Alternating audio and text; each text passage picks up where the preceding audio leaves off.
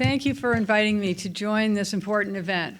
Last year's opening of the Asia Society office and meeting all the Asia 21 fellows was so inspiring for me that when I was invited to come back, I said, I can't wait.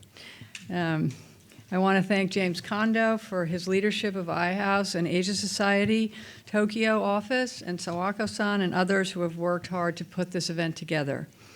I also want to say how happy I am to see Fumino again and to learn from you about all the progress Japan has made in LGBTQ issues. This year marks the 50th anniversary of the Stonewall Uprising in New York City. For those of you who don't know the history, Stonewall Inn was a seedy underground nightclub which served as a refuge and a gathering place for the gay, lesbian, drag, and transgender community at a time when homosexuality was illegal and they faced severe discrimination and harassment. The police had extorted the bar for years, and on June 28, 1969, the police staged a raid. They beat up and arrested the customers and staff. But this time, for the first time, the patrons fought back. The riots lasted 5 days and catalyzed the gay rights movement. To show you how far we've come, President Obama declared Stonewall a national park in 2015. In 2016, the U.S. Supreme Court held that marriage equality was guaranteed by the United States Constitution. And last June, on the 50th anniversary of the riots, an estimated 5 million people attended the Pride Parade in New York City. There's no question that the LGBT movement is the civil rights issue of our time.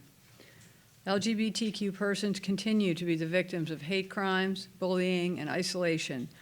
And right now they are the leaders in the fight to make sure that America lives up to her promises of equality, justice, and respect for all. They have put the power of love front and center and inspired the world.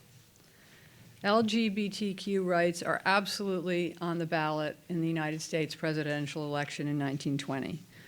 The Trump administration has waged an all-out effort to roll back protections for the gay community in the military, the workplace, schools, and in the broader society.